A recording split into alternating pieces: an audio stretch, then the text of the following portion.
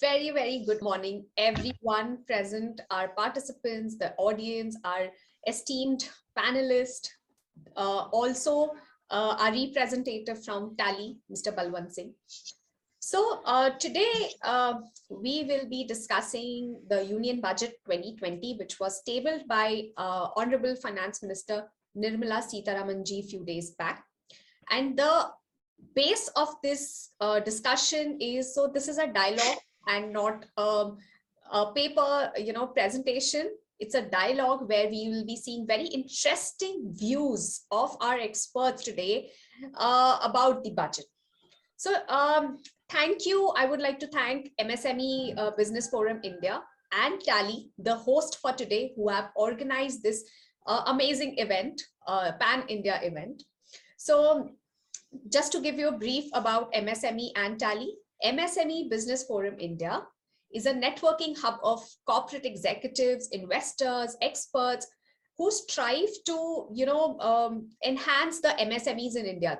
Those are medium, small, micro enterprises and help them increase their profitability. At MSME Business Forum, they provide expert solutions ranging from fundraising, valuations, IPO, funding, trade financing, structuring, all these kind of help. Also around business help like human resource, training, legal advisory, branding, organizing events, JVs, tie-ups. So everything that a MSME would want to scale up their business, you name it, they have it. So they have this amazing panel of experts who have experience ranging from, with also 25 years of experience. So they have an amazing panel. So if you are that MSME looking for guidance, looking for mentorship, MSME Business Forum is the place for you. They help you do your business easily. Ease of doing business is what they strive for. So I'm also a proud member of this forum. Thank you.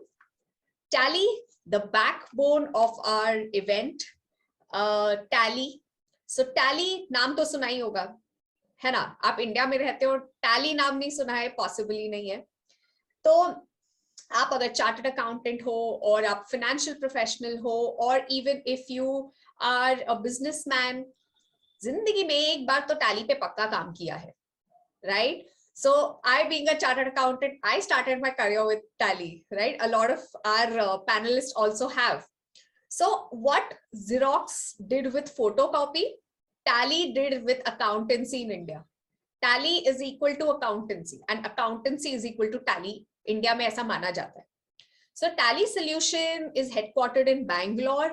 It's the pioneer in its business. 1986 में इसका inception हुआ था and it's been revolutionizing the way businesses run with over 2 million activated licenses worldwide. It caters to 7 million users across industries, 100 country के ऊपर. The company's latest product, Tally Prime, it is unmatched with great speed, great reliability and flexibility so that businesses can take confident decisions. 900 employees, 900 employees के ऊपर, Tally has offices all across India, Middle East, Africa, and also Southeast Asia. In lines with this purpose, Tally helps companies resolve their problems also through its class customer service centers, Tally Care. So Tally, thank you so much for hosting this, for being the game changer in the way businesses work. So if you can also see screen pay, the best your business can get, and yes, of course, Tally provides you with that. Now, coming to the topic of today, budget. तो budget होता क्या है? अब आप लोग सब लोग जैसे ही बजट रिलीज होता है, अगर आप फैमिली के साथ डिनर पे हो या तो फिर फ्रेंड्स को मिल रहे हो, अपने ऑफिस में बैठे हो, कहीं भी हो, मॉर्निंग वॉक पे जा रहे हो, you definitely have this at least one conversation कि बजट में क्या था, कैसा था, आप अपना ओपिनियन शेयर करते. अब ये ओपिनियन कैसे होते हैं? अरे टैक्स स्लैब में कुछ चेंज आया क्या? एटीसी में क्या डिडक्शन है नया? आम आदमी हमारे लिए क्या है भाई? किसानों के लिए कुछ किया कि नहीं गवर्नमेंट ने? These are the conversations, right? But trust me, this is just the tip of the iceberg. Main deal तो भाई बेस में है. जो actual game changing policies होता है, वो सब आपके बेस में है, जो लोग टच भी नहीं करते. And this is what we are going to do today. Budget for a country is very, very important. It sets the pace, it sets the mood कि country किस direction में जा रहा है. तो जो भी गवर्नमेंट पॉलिसीज बनाता है, जो भी चेंजेस लेके आता है, even in the existing policy, it is all around the industries, the sectors, the long term vision that the government has. उसके बेसिस पे वो गवर्नमेंट चेंजेस लेके आता है या नया पॉलिसीज बनाता है. और दिक्कत क्या हो जाती है कि हमारा सोर्स ऑफ इंफॉर्मेशन क्या है बजट का? न्यूज चैनल्स, न्यूज़पेपर्स, और वहां पे इतनी गहराई में शायद कवर नहीं होता, या तो हम उसको उस नजरिए से पढ़ते नहीं है. सो उसी को चेंज करने के लिए we will be having this dialogue today. Okay, and so each policy is formed, you know, there is a reason behind each policy being formed or each changes. हर एक पॉलिसी अलग अलग भी है, पर एक ब्यूटिफुली कनेक्टेड भी है. And that's the whole picture that they make, a beautiful canvas that they create, the government creates, जो हमको रियलाइज भी नहीं होता है कि कैसे each पॉलिसी कितनी इंपॉर्टेंट, कितने कितने मायने हैं उसके, और कैसे वो एक दूसरे से कनेक्टेड है. कल के स्पीच में नरेंद्र मोदी जी ने एक बहुत ही सुंदर कविता सुनाई थी, कुछ पंक्तियां सुनाई थी. मिथिला शरण गुप्ता जी ने लिखी थी. अवसर तेरे लिए खड़ा है, अवसर तेरे लिए खड़ा है, फिर भी तू चुपचाप पड़ा है. तेरा कर्म क्षेत्र बड़ा है, तेरा कर्म क्षेत्र बड़ा है, हर पल है अनमोल. अरे भारत उठ, आंखें खोल. And this perfectly defines what we are going to do today. The Karma Kshetra, India, actually global. Let's not stick to India. Today, global is our, you know, we are all globally connected. So Karma Kshetra, globally, आप कैसे आप अपनी आप grow कर सकते हो, we will be seeing today. So, चलिए देखते हैं, नजरिए बदलते हैं अपने. And for this whole point, Ravi Nandan Sinha ji, the Director of Development at MSME Business India Forum, he's taken a lot of efforts to create this beautiful panel of experts, जो India के अलग अलग cities से, अलग अलग शहर से, अलग अलग एक्सपीरियंस के साथ आते हैं. सब अलग अलग अपने अपने क्षेत्र में एक्सपर्ट्स है, डिफरेंट काम है, डिफरेंट ओपिनियंस है. कैसे ये एक्चुअली रिफ्लेक्ट करते हैं डाइवर्स इंडिया को, राइट? कोई नॉर्थ से है, कोई साउथ से है, कोई ईस्ट से है, कोई वेस्ट से है. So you get a whole, you know, combination of true India. उसके साथ even Gyanendra ji from Tally, he has made a lot of efforts to put all these experts together and, you know, bring this event up. So thank you both of them. Coming to the introduction of our esteemed panelists, Balwant Singh Chauhan ji from Tally. He is the DGM, Partner Business Group. Welcome, Balwant ji. North Zone for Tally Solutions. He has been associated with Tally for 15 years. And he's got amazing experience of Tally as a product and related domain expertise. So he specializes in the knowledge of GST and all the Tally products. So if you ever wish to, you know, scale your business, know about Tally as your, and I'm guessing, I'm sure actually, not even guessing, most of the people present here have Tally with them. So आपको उसके बारे में कुछ भी extra जानना है, उसको और कैसे आप अच्छे से यूटिलाइज कर सकते हो अपने प्रोडक्ट को, टैली प्रोडक्ट को, definitely Balwant ji is the person, he will guide you. So thank you Balwant ji for first organising and then also being our expert today. Coming to Mr. Devesh Poddar, started off as the youngest business partner for the biggest stockbroking company in India, that's Motilal Oswal, at the young age of 20. Mr. Devesh Poddar has gone to lead multiple hats as a founder, co-founder, CEO, independent director, board member. Oh my God, that's huge.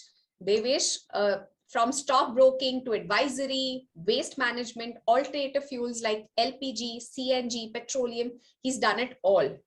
He serves as an independent director and board member for BSE listed, a 75-year-old company, that's Martin Byrne Limited, that pioneers into infrastructure development.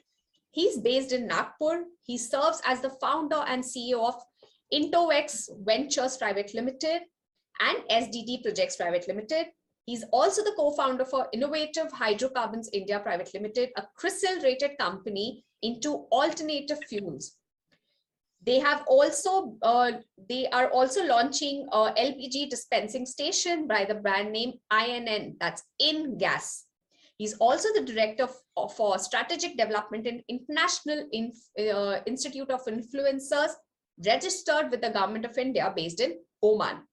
He is the international partner for World Business Angle Investment Forums, representing India at the Grand Assembly of WAF at Turkey.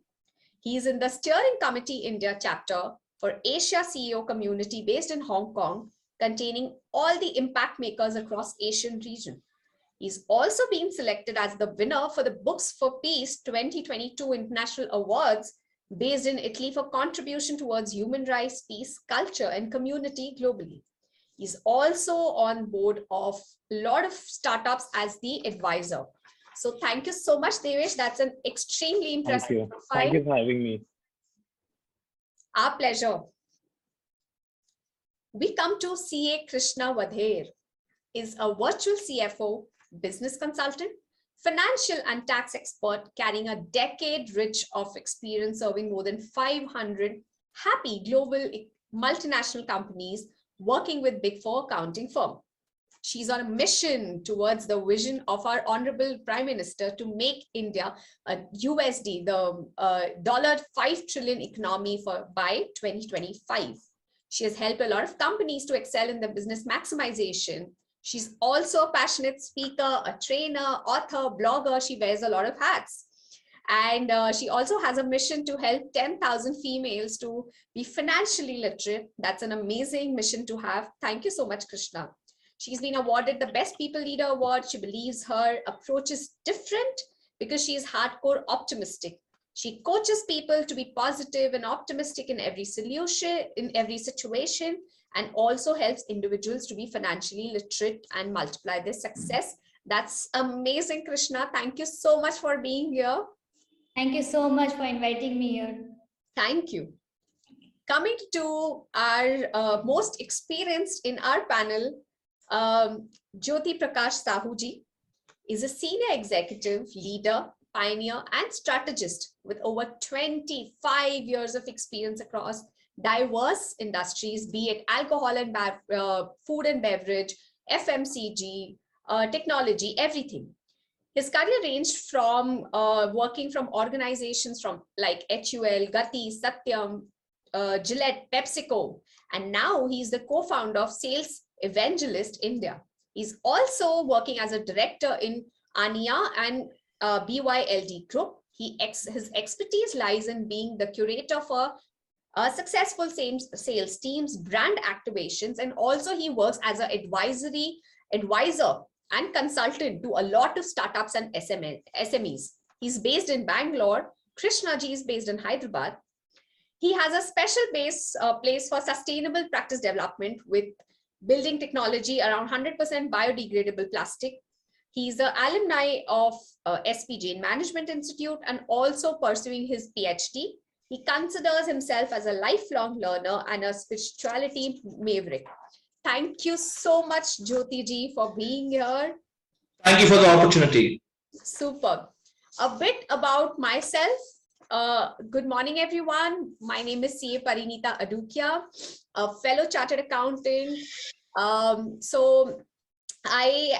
based in Mumbai. I'm, along with being a chartered accountant, I am a personal branding coach.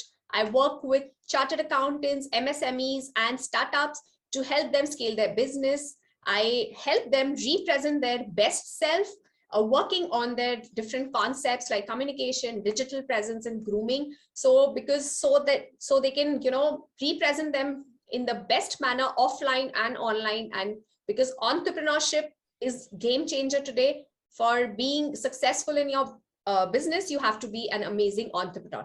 That's what I live by. So thank you so much for being here, everyone.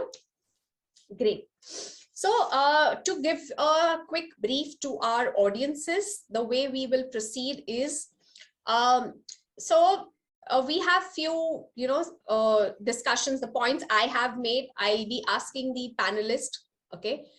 Along with that, if you as an audience have any questions for the experts, for us, please write it in the Q&A box that you can see in your screen. Please put your questions on the Q&A box. And while proceeding, I would like to have few opening statements, few of your opinions from each of the panelists. What do you think about the budget? So let's start with Devesh Podarji. Thank you, Parnita. Firstly, I would like to thank Tally Solutions and Business Forum India for hosting such a dialogue with such a wide and diverse panel coming from across the country. I thank them all.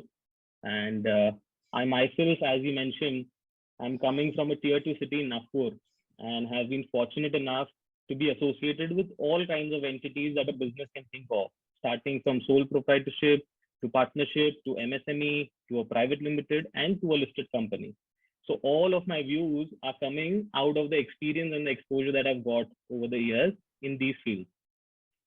So coming to the budget, I would like to extend my deepest gratitude to the policymakers for providing us with such a non-traditional budget.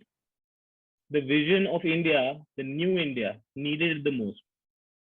मैं इसलिए भी कह रहा हूँ ये बात because हम एक जंक्शन पे है, इस स्टेज पे हैं जब पूरी दुनिया एक पैंडेमिक से बाहर आ रही है, ठीक है?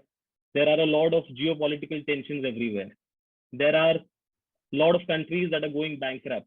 A lot more countries are hit by inflation. So the world at this stage is starved of growth. A growth की भूखी है at this stage, and India is providing just that. And with this budget, India has set a tone not just for this year, but for the next 25 years.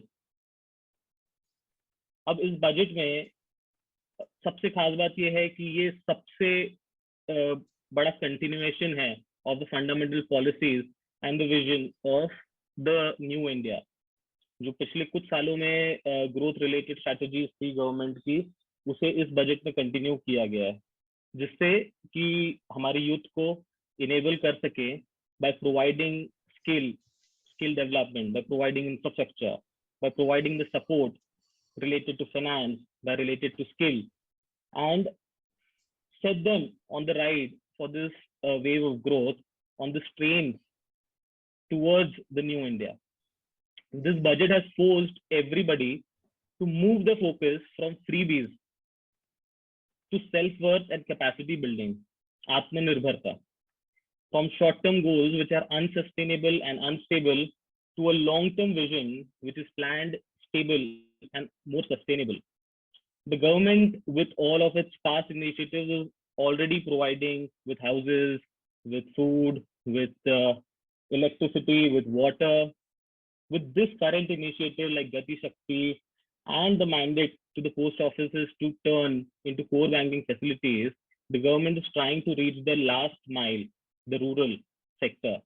And they want the youth and the people of India to divert their focus from basic living to forward thinking and a progressive thinking. And last but not the least, I would like to mention to all of our viewers that India for the last 1 year has been net creditor by all of this huge capex spend. India has still managed to be a net creditor. That means कि इस देश की forex reserve इस देश की net liability से ज़्यादा है, जो कि एक emerging market के लिए बहुत बड़ी बात है. So I applaud the policymakers and the leadership for providing us with such a non-traditional budget. and definitely we'll be discussing a lot more things ahead. Wow, Thank thank you. you so much, Devesh. You really set the pace. एकदम बोलते ना crisp clear आपने सब बता दिया कि हम कि क्या है बजट में और क्या हम देख सकते हैं. Moving forward, Balwant ji, may I have few of your opening statements about the budget? पहले तो मैम सारे लोगों को मेरा नमस्कार. और एमएसएमई हमसे दिल से जुड़ा हुआ है और हम एमएसएमई के साथ दिल से जुड़े हुए हैं पिछले 34 सालों से. तो आप लोग हमारे फोरम पे आए हैं और अपने इस बजट टॉपिक के ऊपर जो बोल रहे हैं, पहले मैं टाली की तरफ से आप लोगों को धन्यवाद बोलना चाहूँगा, क्योंकि आपकी लर्निंग की वजह से हम आगे बढ़ते हैं और हमें भी बहुत सी नई सीख मिलती है. और हम वो कंपनी है जो सीखते हैं समय के साथ, नई चीज़ों के साथ, और उसको आगे लेके चलने का प्रयत्न करते हैं. तो मैं टाली में पिछले 15 साल से मैंने बिजनेसेस के साथ सीखा है कि बिजनेस कैसे होता है.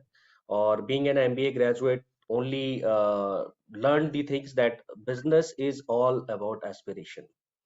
And whatever thing, whatever the challenge which comes all across is only the way ahead, which you people, the businesses, make it as a success. रास्ते में कितनी भी मुश्किलें हों, कितनी भी in terms of financials, in terms of the hard blocks, definitely अगर देखें हम पिछले 2 साल से एक ऐसे ही सिचुएशन से गुजर रहे हैं जो कि हमारा पेंडेमिक सिचुएशन रहा है, कोविड, और अभी हम लोग ओमिक्रॉन से almost I hope that now we are moving forward with a very good direction. तो हमने प्रयत्न किया है कि एज एन टाली जहाँ भी हमारे तरफ से आप लोगों को जो भी चीजें जरूरत हो एमएसएमई या हमसे जुड़े हुए सारे बिजनेसेस को, तो हमने प्रोवाइड करने की कोशिश की है. यस, ओवरऑल अगर हम बजट की बात करें तो मेरे पर्सपेक्टिव में being an individual I have another face, and being an business domain definitely there are two other perspective. So one is, yes, not too good for the individuals, but yes, there are many positive vibes. If we will take that, who is giving me what, कि भाई budget का मतलब ये नहीं होता है कि मेरे को किसी ने लाके कुछ दे दिया और I started getting profit. तो बिजनेसेस को भी पता है it doesn't happen. So generally मैं बजट को अगर उस डायरेक्शन में या उस नजरिए में समझने की कोशिश करूं, तो budget is always there to back me on certain things, कि अगर मैं प्रयास करता हूं तो क्या मैं आगे बढ़ सकता हूं. तो यस, डेफिनेटली इस बजट के अंदर भी ऐसी चीजें हैं, जैसे अगर मैं बात करूं कि टेक्नोलॉजिकल प्लेटफॉर्म पे there has been means huge diversification. अगर हम पेमेंट की बात करें तो फिनटेक एक ऐसा पार्ट है जिसके अंदर काफी अच्छा बजट इस बार पेश किया गया है.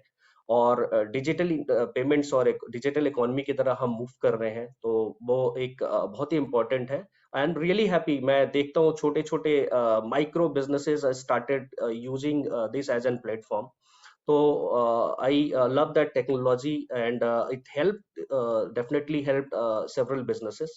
And there are many more positive things, like how we are taking at the investment into non-tangible assets like cryptocurrency and other things.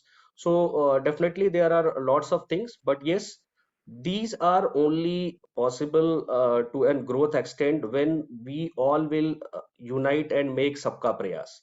Because if we will not make an effort and think that budget will help, so definitely it is not going to help. We all need to unite in all situations to way forward. So I look this budget as an opportunity for the new startups, opportunity into more diversified growth into rural background. So definitely these has been taken care. So these are a few of the things which I take as a positive instant. With this, I'll thank you so much, and we'll definitely go ahead in further discussion. Yeah, over to you, ma'am. Super. Thank you so much, Balwant ji. आपने बहुत अच्छी बातें बोली, specially tally के लिए. Tally definitely has helped a lot of businesses scale, and वही अपना हमारा बजट का भी बेस है. बिजनेसेस कैसे बढ़ाए, कैसे इंडिया को ग्रोथ की तरफ लेके जाए.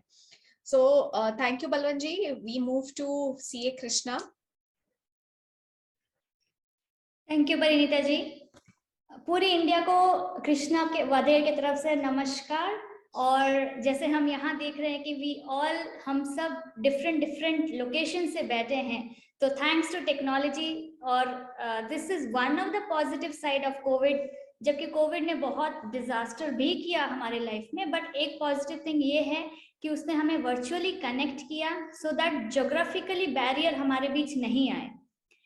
तो similarly going on those lines, on budget, ये जो बजट है, जो बजट यूनियन बजट 2022 का है, वो एक टैक्स बजट नहीं है।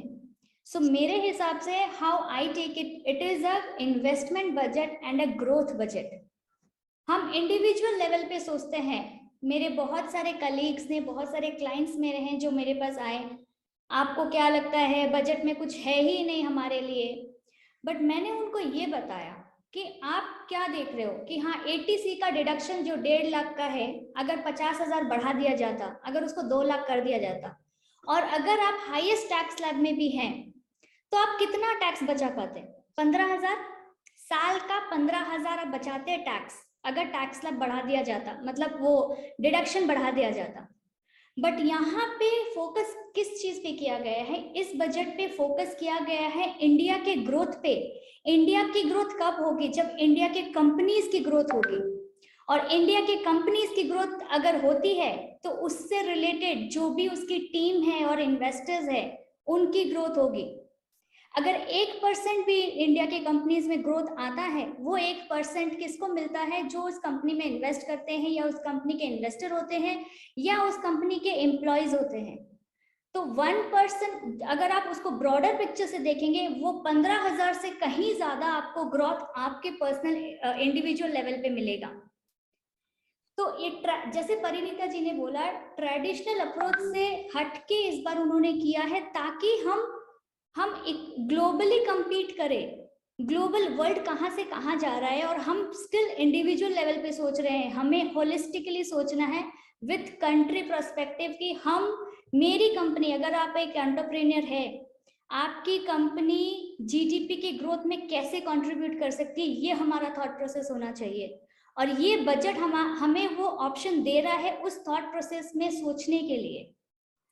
इसीलिए जो टॉप फोकस है बजट का, वो ये है PM गति शक्ति, inclusive development, productivity enhancement, sunrise opportunities, energy transitions, climate action, financing of investment. और इंडिया की ग्रोथ के साथ साथ हमारे फ्यूचर जनरेशन की ग्रोथ का भी बहुत इंपॉर्टेंस है। हमने देखा कि कोविड की वजह से लास्ट 2 साल में हमारे बच्चों का बहुत लॉस हुआ है, उनकी एजुकेशन पे बहुत लॉस हुआ है। भले ही वो वर्चुअली कनेक्टेड थे, बट उनकी होलिस्टिक डेवलपमेंट नहीं हो पाई। बहुत सारे बच्चे रूरल एरियाज में ऐसे थे जो वर्चुअली क्लासेस भी नहीं कर पाए थे। एंड उसकी वजह से 1 class 1 TV channel program of PM eVidya launch किया गया है, जो 12 चैनल से एक्सपैंड होके 2000 TV चैनल्स पे चलेगा, to give a boom to all the supplementary education in regional language for class 1 to 12। मतलब ये जो रीजनल लैंग्वेज है, बहुत बार ऐसे होता है कि TV चैनल पे पढ़ाई किया जा रहा है, बट इंग्लिश में हो रहा है या हिंदी में हो रहा है, तो जो बच्चों को वो लैंग्वेजेस नहीं आती, उनको बहुत लॉस हो रहा था। तो उस माइंडसेट को, उस चीज को ध्यान में रखते हुए ये बजट में इस PM ई-विद्या को लॉन्च किया गया है, टू एक्सपैंड, ताकि more and more future development हमारे बच्चों का हो सके।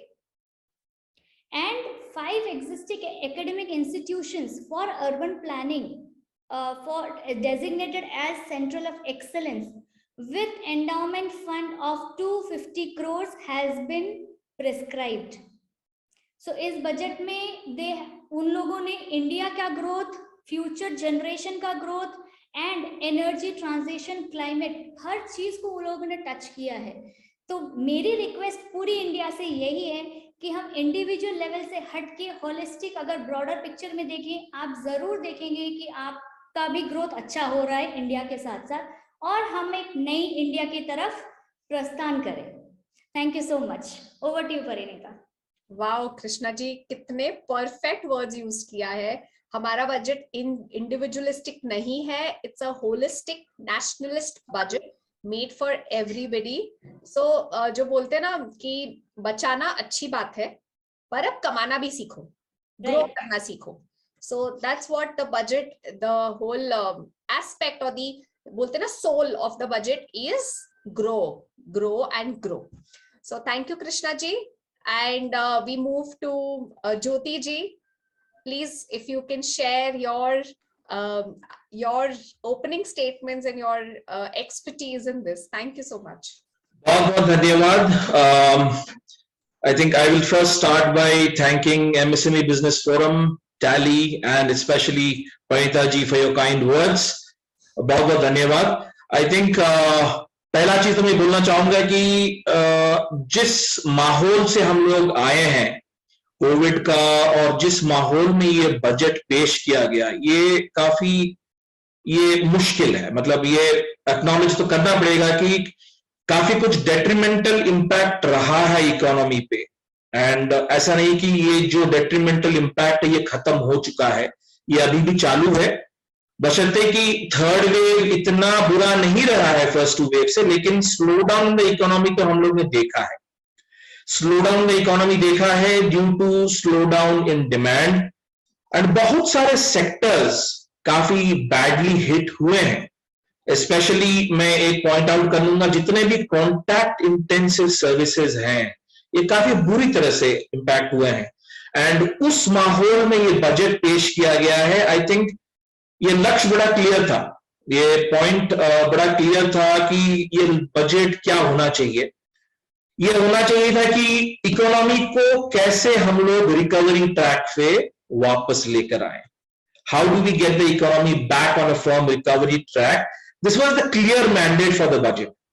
एंड यूजुअली होता क्या है कि आप बजट में देखेंगे बहुत सारे कंपीटिंग डिमांड्स होते हैं, ये डिमांड वो डिमांड, एंड बहुत कुछ टाइम और तगादा होता है, कुछ अलग चीज का होता है. तो लेकिन यहां पे जो बजट है इस बार ग्रोथ का मैंडेट चुना गया है.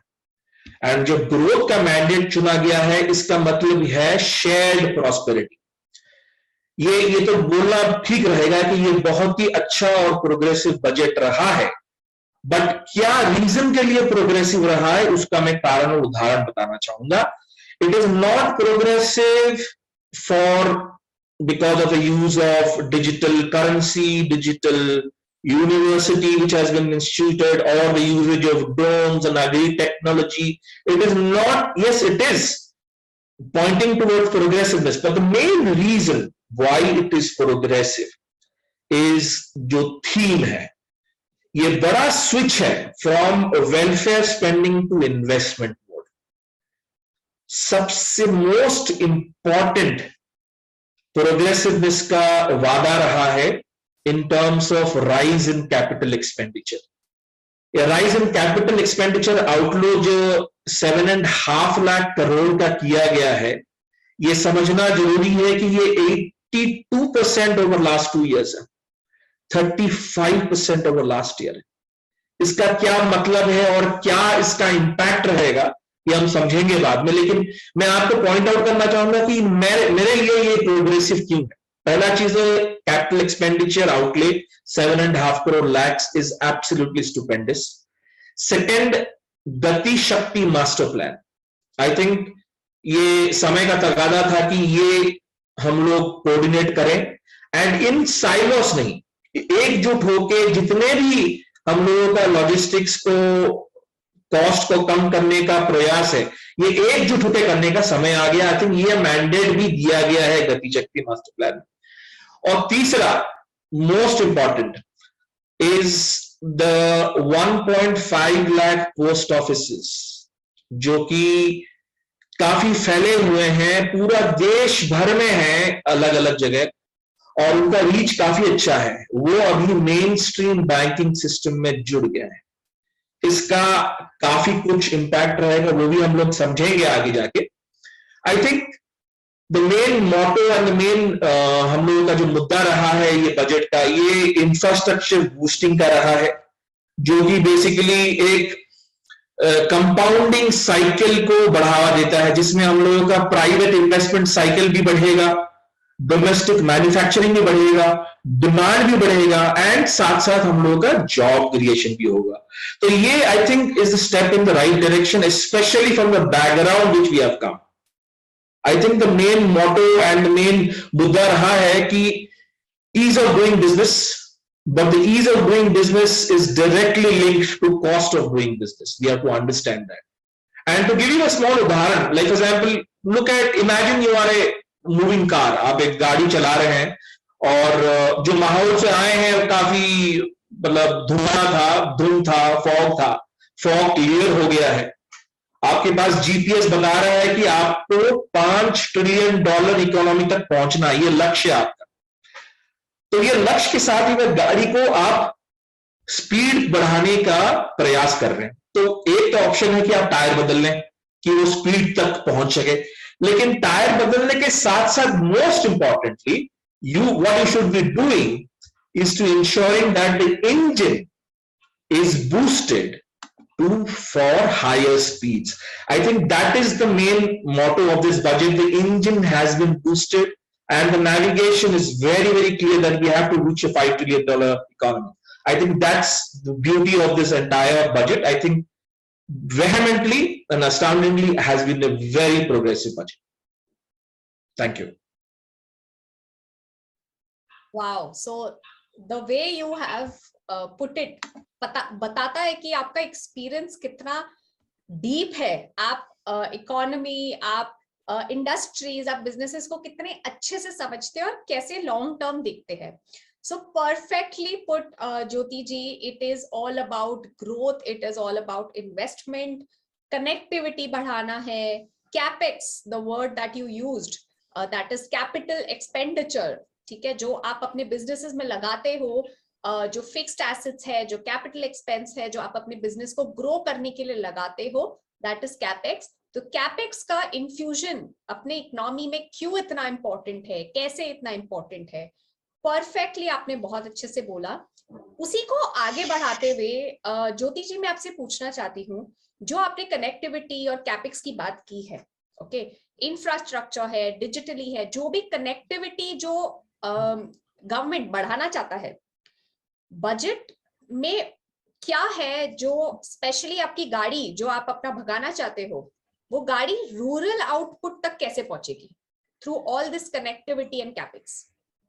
आई विल रूरल आउटपुट के बारे में मैं समझाऊंगा आपको, लेकिन just taking forward from what I just said about the background of the budget, मैं आपको बताना चाहूंगा कि the cost of doing business, as I said, is directly linked to the ease of doing business. Perfect, right. And the cost of doing business है, अभी थोड़ा ये जो माहौल चल रहा था, कमोडिटी प्राइसेस इंक्रीज हो रहे हैं, इनपुट कॉस्ट बढ़ रहे हैं, ये प्रॉम्प्ट प्राइस इंक्रीज किया है, जिसके वजह से हम लोग का डिमांड कम हुआ है. और इन दोनों को दूर करने के लिए, इसको हम लोग बढ़ावा देने के लिए, क्योंकि हम लोग का डिमांड और बढ़े, हम लोग को दो चीज करना है, कॉस्ट ऑफ प्रोडक्शन और कॉस्ट ऑफ लॉजिस्टिक्स. ये दोनों हम लोगों को सुधारना पड़ेगा, जिसके वजह से हम लोग का कॉस्ट ऑफ डूइंग बिजनेस और भी बेहतर हो, हम लोगों का कॉम्पिटिटिवनेस बढ़े. तो पहला चीज, जो इन्वेस्टमेंट इन इंफ्रास्ट्रक्चर हम लोग ने किया है, कैपेक्स आउटले किया है, इसका एक मल्टीप्लायर इफेक्ट है, स्पेशली रूरल में, और स्पेशली रूरल का इंफ्रास्ट्रक्चर बढ़ाने में, जो कि हम लोगों को मदद करेगा, पहला जॉब्स और एम्प्लॉयमेंट बढ़ाने के लिए, राइट. ग्रोथ बढ़ाने के लिए, जो ग्रोथ सस्टेन किया जाए उसके लिए.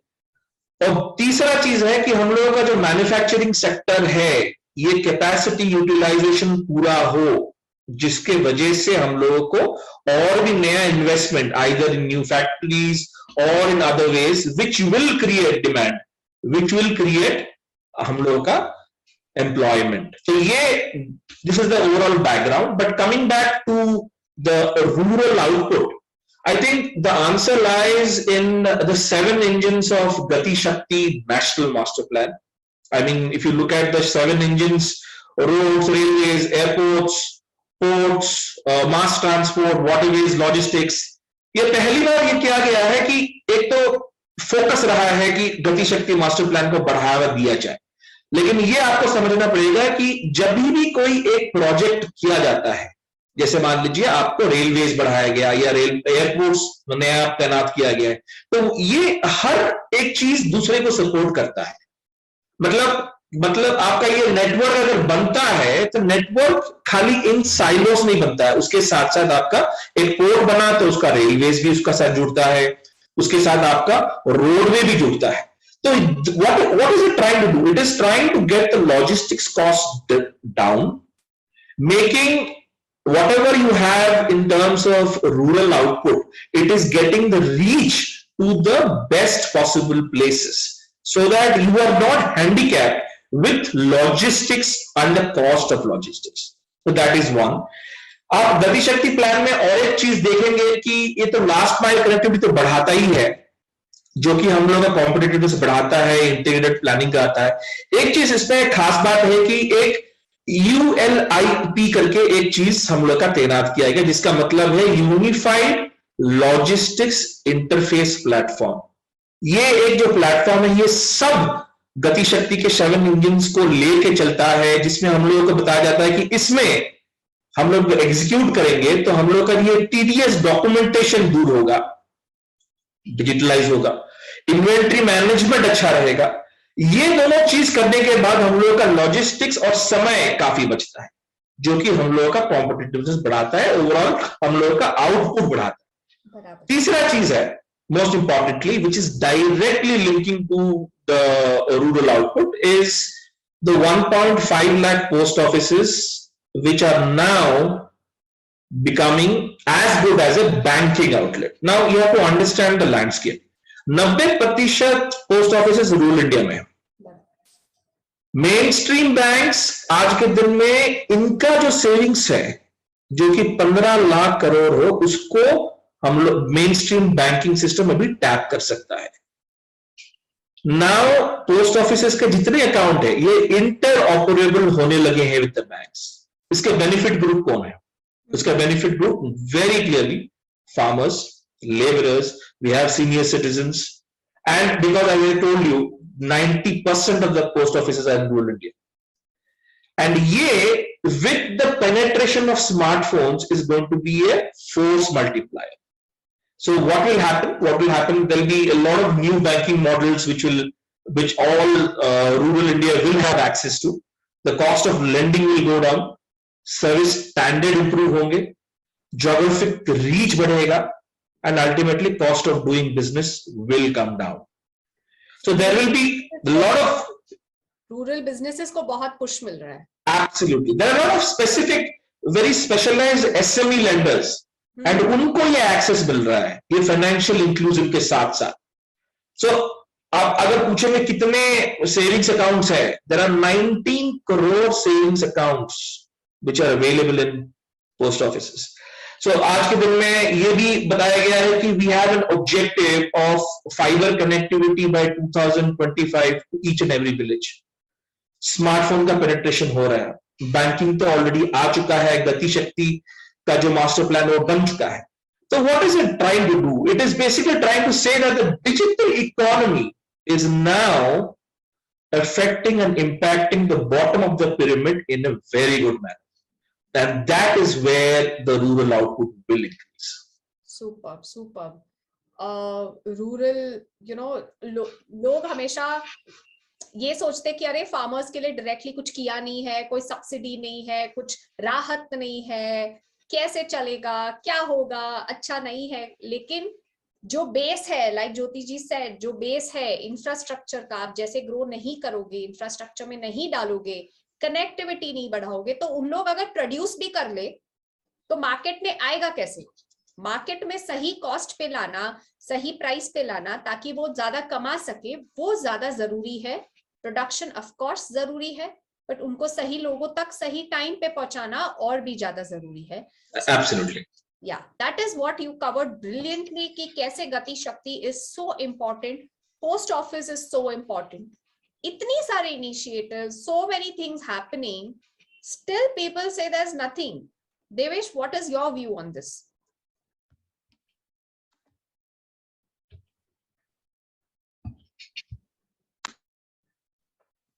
तो जैसे कि हमने पहले डिस्कस किया था कि this is a non traditional budget, और नॉन ट्रेडिशनल का मेरा मतलब था कि इस देश की जनता, जो आम जनता है, वो बजट को जब भी देखती है तब दो चीजों से जोड़ती है, ठीक है, उसका डायरेक्ट टैक्स स्लैब और उसके बेनिफिट उनको कैसे पड़ रहा है उनकी इनकम पर, और दूसरा है कि नॉन डायरेक्ट टैक्सेस की गुड्स और सर्विसेज पे क्या छूट मिली। Correct. इस सरकार ने इन दोनों भी पॉइंट्स को ज्यादा इंपॉर्टेंस ना देते हुए, क्योंकि ये शॉर्ट टर्म और टेम्पररी मेजर्स होते हैं, उनको इम्पोर्टेंस ना देते हुए उन्होंने ऐसे इनिशिएटिव्स पर ध्यान दिया है, जैसे कि ज्योति जी ने अभी डिस्कस किया, जो कि एक हाउस होल्ड और एक 4 लोगों के घर में या 6 लोगों के घर में लॉन्ग टर्म वैल्यू ऐड करे और लंबे समय तक वैल्यू ऐड करे, उस पर फोकस किया है।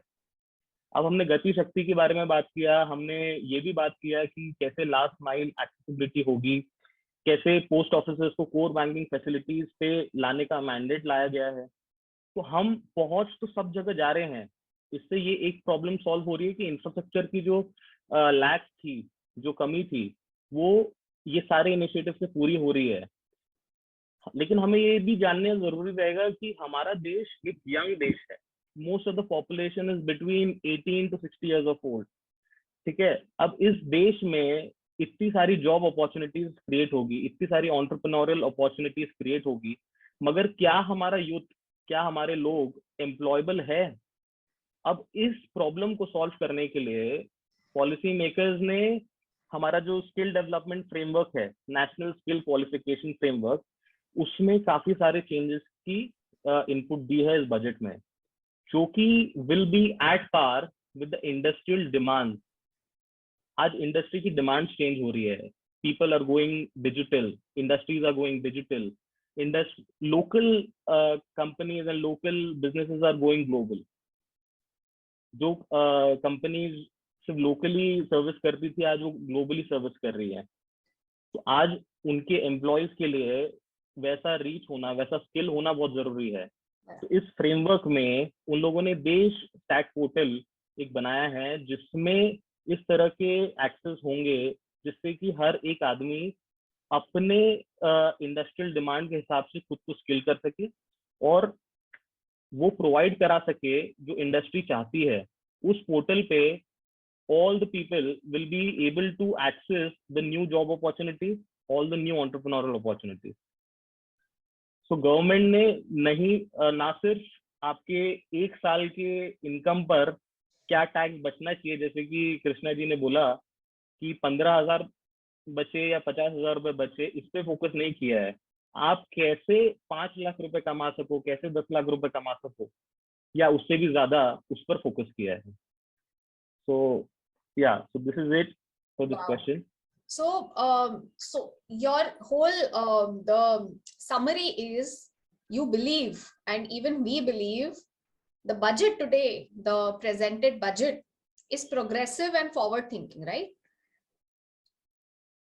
So firstly, मैंने काफी सुना है ये कि सबसे मैं सुन रहा हूँ progressive and forward thinking, but for we to understand this, we need to first understand the subject matter जो हम डिस्कस कर रहे हैं। प्रोग्रेसिव एंड फॉरवर्ड थिंकिंग का मतलब क्या है? तो प्रोग्रेसिव और फॉरवर्ड थिंकिंग का मतलब है thinking and planning by taking the future into perspective, by taking the future into account. So what has this budget given for us with regards to the future? As we discussed infrastructure, as we discussed skill, but what else is the future demanding from us, from the government, from the nation? Right. तो 3 चीजें मैंने highlight की है जो future हमसे demand कर रहा है। फर्स्ट है गो ग्रीन, जो भी डेवलपमेंट हो ग्रीन डेवलपमेंट हो, बराबर। जो भी डेवलपमेंट हो वो सस्टेनेबल हो। ऐसा ना हो कि हम अनथिंकेबल तरीके से बस स्पेंड करते जाए और इंफ्रा पे स्पेंड करे, ग्रो करे, लेकिन वो सस्टेनेबल ना हो हमारे फ्यूचर जनरेशन के लिए। So go green first, go sustainable second. and third is go digital. In spite of everything that has been spoken over the years, India has considered to be an orthodox nation in terms of adapting technology and going digital. But this budget has provided for all these 3 points. Like I'll just highlight, our Prime Minister had committed in the climate change initiative at Glasgow, UK, United Kingdom, in 2018 or 19, that India will be net neutral in terms of carbon emission by 2070. And he has also committed that he has committed that he'll reduce 1 billion tons of carbon produced by 2030. And a majority, like 3,000 crores, have been provided for faster adoption of electric vehicles. Oh, nice. For such an initiative. There are a lot of initiatives that will promote green revolution and green development, but I'm just highlighting the few points that people can understand and connect to. So electric vehicles have been a big subject that people are very excited about. There are a lot of electric vehicles coming out. Right. So government is eager to move away from fuels, from petrol, from diesel. Like our transport minister has already told us that they'll be moving away from petrol and diesel very fast. And for that, they need to build an infrastructure that will promote green energies. So this is one of them. Second point of going sustainable, renewable energy is one of the core subjects that will enable the country to go sustainable. For this, the budget has allocated more than 7,000 crores. He has, the finance minister has also given a huge weightage for solar energy. Out of the 7,000 crores, 3,000 crores is just for the promotion of solar energy. Apart from this, there are PLI schemes under a lot of ministries that will promote sustainability. One of which is just allocating 19,000 crores for the building of solar modules, the manufacturing of solar panels, which is a huge allocation. And we'll be seeing in the times to come that we will be moving towards alternative fuel. We will be moving towards alternative energies, renewable energies. So this is one of the things that will benefit the country for years and years to come. This is not a budget for 2022. This is a budget for 2047, when India will achieve 100 years of independence. Today, we are standing in the year 2022, which is the 75th year of independence. So this is going to be huge. The third point is going digital. Like I said, India has considered to be the most orthodox nation when it comes to adapting technology, to going digital. Cryptocurrencies and digital assets have been a boon, a bane for most of the people, and for the RBI, for the government itself. There has been a lot of talks that we won't be adopting it, but we are the first few countries in the whole world that has taken a step towards taxing the digital assets. Correct. What does this mean? That they are open to adapting digital India, to transform digitally. Perfect. And for this, they have started taxing digital assets. More on this, the taxation front will be told by Mrs. Krishna ji. So over to you. There has been a lot of, jab crypto ka sab, I think September, October, when a government said ki, they were planning what to do about this crypto, there a sudden raise of investment in crypto, so many people using different mobile applications, in investing in crypto, earning money secondary, but still there was a lot of investment shift from shares to the crypto. And when the government made announcement that they need to take some steps, there was a lot of unrest.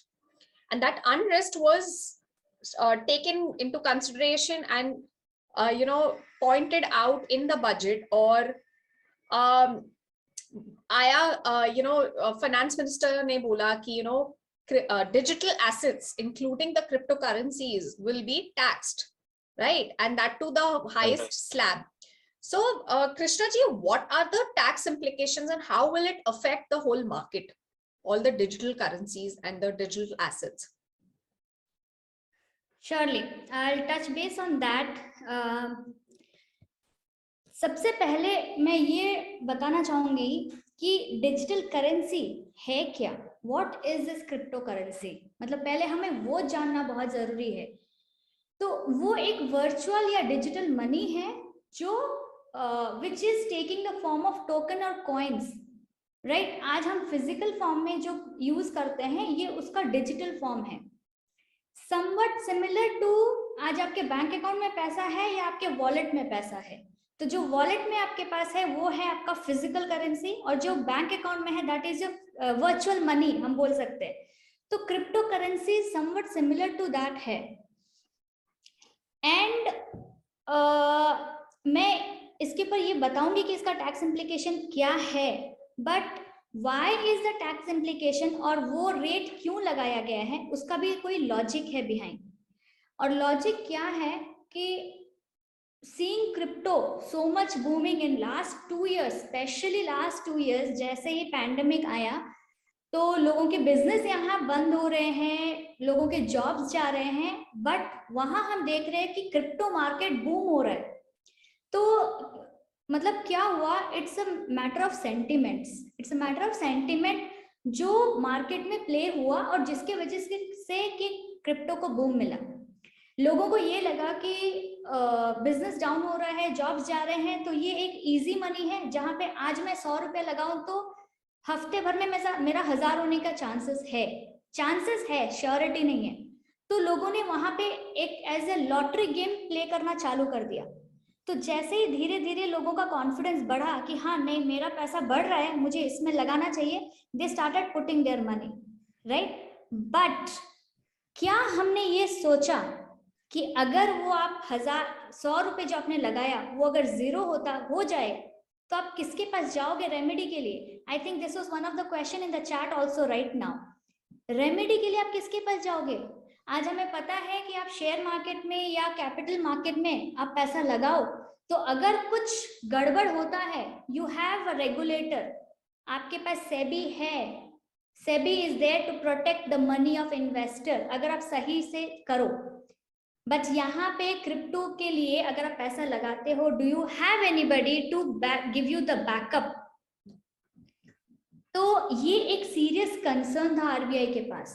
लोग ज्यादा पैसा दूसरी जगह से निकाल के crypto में डाल रहे थे एंड अभी तक उसको एक लीगल टेंडर स्टेटस नहीं मिला है, right. If we talk about India also, हमें वो क्रिप्टो का भी लीगल टेंडर नहीं मिला है, बिकॉज ऑफ विच हमने क्या देखा that 15 million to 20 million crypto investors in India, मतलब टोटल पॉपुलेशन से there are 15 to 20 million crypto investors हैं जो इन्वेस्ट करते हैं एंड 40,000 करोड़ से ज्यादा रुपया वो क्रिप्टो में लगा के रखे हैं।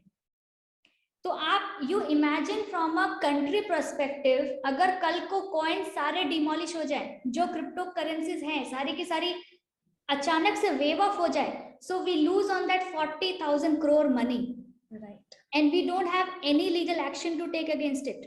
Correct. So it's kind of a lottery game, and to minimize, to discourage the investment in cryptocurrency because it is not yet legalized, we don't have a legal tender, government ने एक tax slab डाला है for people जो crypto में invest करते हैं। this will be little disheartening, but I would request them to understand the logic behind putting this tax rate. Right. आप ऐसे जगह पैसा लगाइए जहां पे आपको थोड़ी तो श्योरिटी हो, बट जहां पे बिल्कुल श्योरिटी नहीं है, आप लगा रहे हो, आपको मुनाफा एज अ लॉटरी हो रहा है ये, बट उसकी कोई श्योरिटी नहीं है, so it is your hard earn money. तो आप प्लीज थोड़ा सोच समझ के अपना पैसा लगाएं। प्रॉब्लम ये है 90% लोगों को पता ही नहीं कि क्रिप्टो होता क्या है। बस वो पैसा मेरा बढ़ रहा है, बस वही है। जब वो नीचे जाएगा, या आई हैव सीन पीपल, मेरे ऐसे भी क्लाइंट्स हैं जिन्होंने कुछ कॉइन्स में पैसे लगाए एंड 1 वीक बाद उनको वो कॉइन ही नहीं दिख रहा है, so their money is gone.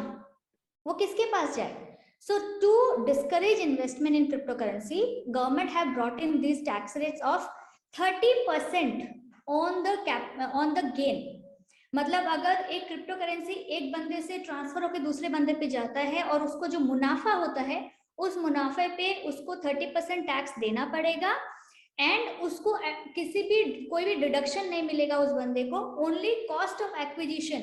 मान लीजिए जो आपका 100 रुपए में आपने खरीदा था और आज के डेट में 1000 हो गया और आपने बेच दिया, तो 900 के ऊपर 1000 माइनस 100, 900 के ऊपर आपको 30% टैक्स देना पड़ेगा। एंड दूसरा चीज ये है कि अगर आपको लॉस हो जाता है, जैसे 100 का अगर 50 हो जाता है, तो आप वो लॉस किसी भी हेड से सेट ऑफ नहीं कर सकते हैं, वो लॉस आपको बेयर करना पड़ेगा। एंड नेक्स्ट इज, अगर किसी को गिफ्ट करते हो क्रिप्टो करेंसी, तो जो रिसीवर होता है जिसको वो क्रिप्टो मिला है उसके हाथ में वो टैक्सेबल होगा at the rate of 30%। Perfect, wow, इतना सिंप्लीफाई कर दिया ना कृष्णा जी, बिकॉज इतने क्वेश्चंस है अराउंड क्रिप्टो, लोगों को पता नहीं कि डिजिटल एसेट होता क्या है, क्यों 30% डाला है, वो एक बहुत बड़ा क्वेश्चन था कि अरे 30% डाल दिया सीधा हाईएस्ट टैक्स रेट, ऐसे क्यों क्यों क्यों इज बिकॉज जो बेस है, हम जो like Jyoti ji said, yes India is a bit orthodox but it is for the longer vision, right, regularise things, इसीलिए 30% डाला है।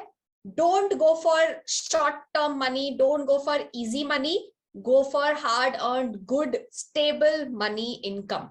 That's what the government is also focusing on. And of course tax आया है तो उसका accounting भी होगा, there has to be this thing. So Balwant ji, Tally हमेशा एक स्टेप आगे रहा है, जो भी पॉलिसीज आता है उसको इम्प्लीमेंट करने में, अपने सॉफ्टवेयर में, बिजनेसेस को हेल्प करने में। सो when it comes to the virtual money, the digital assets, उसके अकाउंटिंग के लिए टैली क्या कर रहा है? सो डेफिनेटली अब जस्ट मैं यही कहना चाहूँगा कि क्योंकि ये बहुत ही नया पर्सपेक्टिव है अकाउंटिंग टर्म्स में, और इसके लीगल पॉलिसीज और इम्प्लीकेशंस में बहुत सारे ऐसे पैरामीटर्स आएंगे जो कि हम लोग रेगुलराइज होके डेफिनेटली बिजनेस जो हमारे कंसल्टेंट होंगे और उनसे हम इन चीज़ों को देख रहे होंगे, और जो पॉलिसी और गाइडलाइंस इसकी जो पब्लिश होगी उसके हिसाब से अकाउंटिंग टर्म्स में इसको हम एसेट्स में किस पार्ट्स में लेके चलेंगे और किस तरीके से इसको हम लोग जाके अकाउंट फॉर करेंगे, it need to be still get more clarity. So whenever the clarity will come, I assure that yes, as in technology terms, there have been foundational development into the product. That foundational development means अगर आप लोग समझ पाए होंगे क्योंकि आप लोग tally चला रहे होंगे, तो फाउंडेशन डेवलपमेंट ये है कि अगर मैं एज एन इंडिविजुअल अपने चीज़ों को अगर मेंटेन करना चाहता हूँ एज एन अकाउंटिंग टर्म्स और फाइनेंशियल रिपोर्ट्स को उससे डेवलप करना चाहता हूँ, तो yes the foundational development is already there into the product.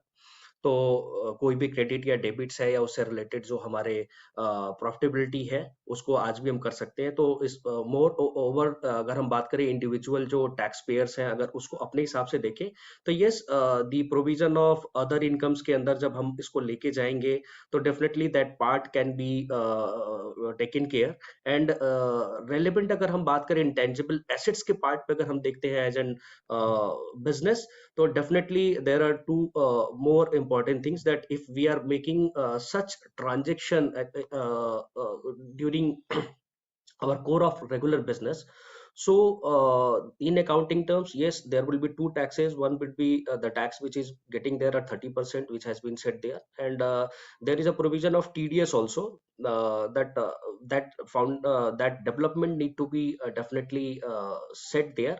But yes, the basic foundation of accounting system has already been laid into the product that can be managed every time and any time into this. Apart from this, yes, there are certain because we are talking more about the budget, but yes, I would like to highlight a few of the things which is going in advance into the technology.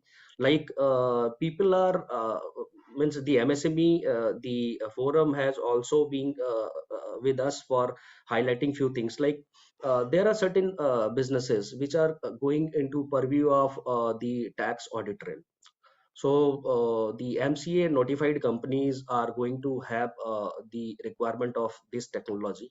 So from our end, yes, we are ready with that technology, and very soon the MSME will be means given the solution. Whoever comes under the MCA regulation would be able to use this technology in all the circumstances, because this is not only that a single person have only one business, but yes, might be a single person have multiple business. So who if I want to apply the MCA regulation with one company, I don't want to apply with the other company.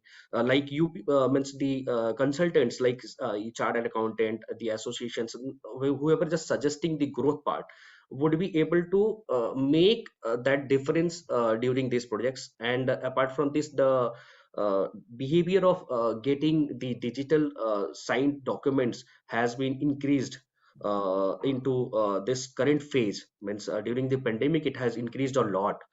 So we are coming with that part also, and you will be very soon get it into our release, the upcoming releases very soon. And these are few of the policy and the changes which we are foreseeing it, and we are taking help of all the people who are associated to whatever the technological changes would be required in terms of accounting and in terms of taxation.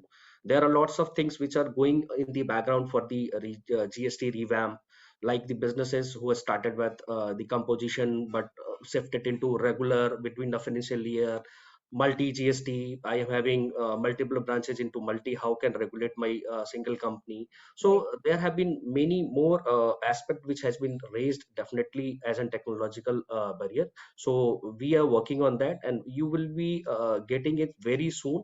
And this we promise that whatever the changes which has been taken care into the budget will definitely be there in tally. If required, we will make the changes. I'm really, really sure about that. Whatever you've said, Tally will definitely and has always done that, always been a game changer and made the businesses, it's so easy to work on Tally.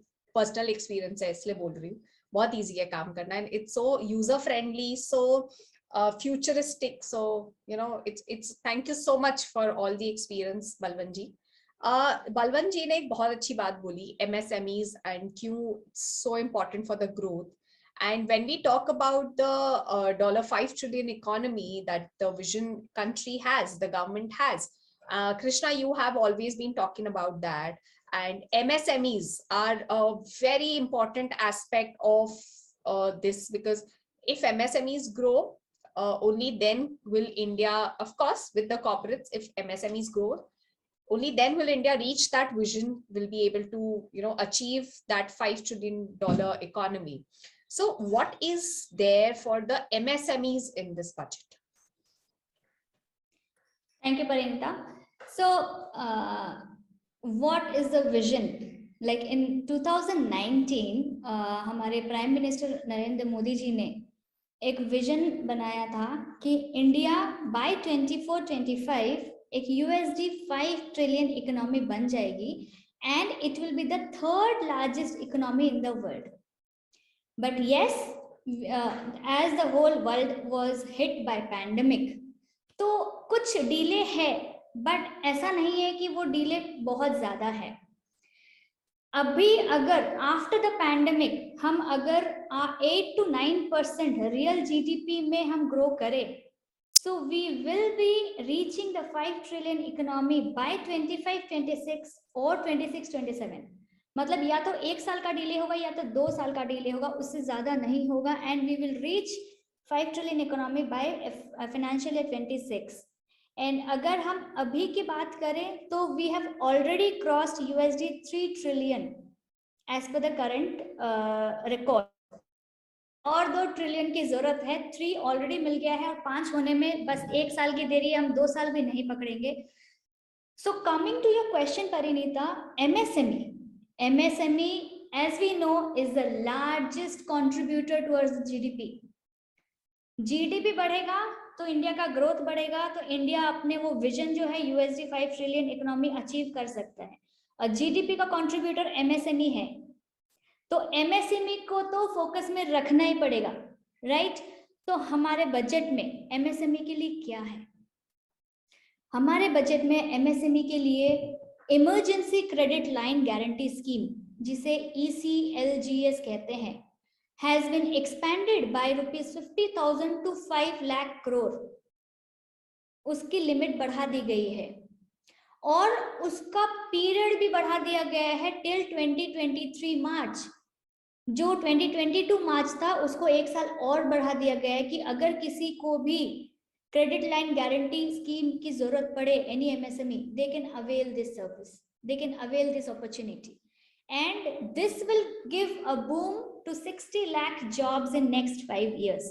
MSME बढ़ेगा तो job creation बढ़ेगा, job creation बढ़ेगा तो employment rate कम होगा India का, employment rate कम होगा तो it will contribute towards the growth of the company of the country. And उसके साथ साथ कॉर्पोरेट टैक्स रेट भी जो 15% बोला गया था लास्ट ईयर तक रहेगा, वो 2024 मार्च तक एक्सटेंड कर दिया गया है। सो फॉर ऑल जो भी नई कंपनीज इनकॉर्पोरेट हुई है, मैन्युफैक्चरिंग कंपनीज, वो 24 मार्च 2 साल आने वाले नेक्स्ट 2 साल तक उनको सिर्फ 15% टैक्स देना पड़ेगा, corporate tax rate. And 60,000 crore programs have been introduced will be introduced in next 5 years to rate MSME. MSME का जो पोर्टल है, उद्यम, ई-श्रम, NCS, एसिम पोर्टल, वो सारे इंटरलिंक किए जाएंगे, एक के साथ दूसरा इंटरलिंक किया जाएगा ताकि क्रेडिट फैसिलिटेशन बढ़ सके, स्किलिंग बढ़ सके, रिक्रूटमेंट बढ़ सके and formalise the economy and enhance entrepreneurship. बहुत सारे एमएसएमईज का ये क्वेश्चन होता है कि मुझे अगर क्रेडिट चाहिए तो मुझे इस डिपार्टमेंट में जाना पड़ता है, मुझे अगर ट्रेनिंग दिलानी है मेरे बंदों को तो मुझे इस डिपार्टमेंट में जाना पड़ता है, इनका कोई कनेक्शन नहीं है। So this is what this portal will do, it will interlink all the departments ताकि एक as an entrepreneur I have ease of doing business, and अगर मुझे ईज ऑफ बिजनेस मिलेगा तो मेरा थॉट प्रोसेस ग्रोथ पे ज्यादा इफेक्ट पड़ेगा rather than operations. Next is raising and accelerating MSME performance outlay of ₹60 billion over next 5 years, and CGTMSE scheme enhanced to facilitate additional credit of 2 trillion for MSME and expand employment opportunities. So when we talk about MSME, these are some of the areas where government have tried to help the MSMEs to give them a 360-degree help and support, that too with having a portal where they can reach out to any department seamlessly. Fantastic. So ease of doing business और unorganized MSMEs को हमेशा unorganized बोला जाता है, the way they work, the way they have to work, there's no organization. So उस unorganized को systematic organized way में government बनाना चाहता है so that their growth rate can increase, they can really grow faster, and people जो भी policies है plus companies like Tally, they are all helping MSMEs really enhance their growth, structure लाने के लिए, और ease of doing business. This is what the government also believes in. Devesh, whatever we have discussed, okay, what are the specific points that has caught your eye and you really look forward for them that can really be a game changer? So as we discussed, a lot of points have been discussed by Jyoti ji, by Krishna ji, by Balwan ji. For me, there have been a lot of points that have been so transformative and have caught my eye and have made me very excited about the future. Especially like Krishna ji mentioned about the MSMEs, we live in a era of startups, right? And startups का main issue होता है funding. इस funding issue को solve करने के लिए वैसे specific अगर आप देखो तो पहले पास बजट में कभी कोई इनिशिएटिव्स नहीं दिखते थे। इस साल इस इनिशिएटिव को एड्रेस करने के लिए इस प्रॉब्लम को एड्रेस करने के लिए गवर्नमेंट ने सरचार्ज को कैप किया है एट द रेट ऑफ 15%। अब ये क्या है? बेसिकली क्या होता था कि आज तक इक्विटी मार्केट और म्यूचुअल फंड्स को जब लॉन्ग टर्म कैपिटल गेन लगता था, जब आप 3 साल से ऊपर अगर उसको होल्ड करते हैं और आप उसको जब प्रॉफिट बुक करते थे, तब आपको उसके ऊपर जो टैक्स लगता था वो 15% का सरचार्ज लगता था। लेकिन जो अनलिस्टेड इक्विटीज होती थी, जैसे कि मेरी अगर कोई प्राइवेट लिमिटेड कंपनी है, मेरा कोई स्टार्टअप है, अगर वो अनलिस्टेड है तो उसे माना जाता है प्राइवेट इक्विटी। ठीक है, उसे फंड करते हैं venture capitalist, PE funds, HNIs, high net worth individuals. अब इससे होता क्या था, जब ये लोग फंड करते थे, और आपने जैसे कि देखा, अगर हम कोई एग्जांपल ले जैसे ओला का, तो ओला जब फंड हुई थी तब इनिशियल फंड उसको मिला था 1 करोड़ रुपए का। ठीक है, अब वो कंपनी बन गई मल्टी बिलियन डॉलर कंपनी, उसकी आज वैल्यूएशन $7 बिलियन है, वो फिर भी अभी भी अनलिस्टेड है। तो आप अगर सोचिए कि like everybody must be seeing shark tank, so there is one shark, Anupam Mittal in there. He was one of the first few investors in Ola, and Right. he still holds 2% stake. I may be wrong if he's holding it or not, He but is. just imagine he invested 1 crore rupees for 2%, and for a $7 billion valuation, if he's holding 2%, what will be his valuation? And now if he books, earlier this whole gain of long-term capital gain was to be charged as per his tax slab plus a surcharge of up to 37%. Earlier, that rate was that high. In this budget, our finance minister has capped that surcharge to 15%, leveling the playing field for all the sectors, may it be listed or unlisted.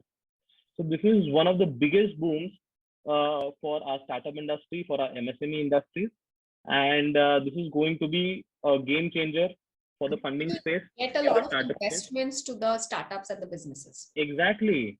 Just imagine Anupam Mittal is booking his profits in Ola. Where will we park that fund?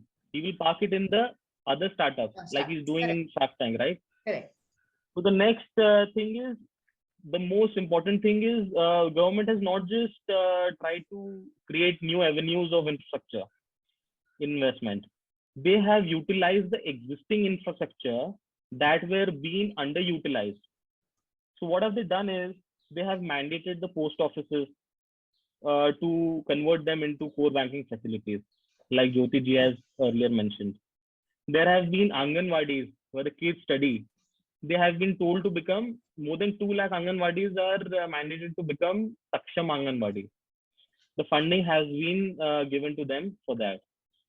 Then the commercial banks, इसमें budget के दौरान एक दो anecdote भी आए थे finance minister की तरफ से, हर घर नल से जल, तो एक उनका इनिशिएटिव है, लेकिन उसके साथ साथ वो ये भी कह रहे थे कि हर घर डिजिटल का नल भी लगाना है.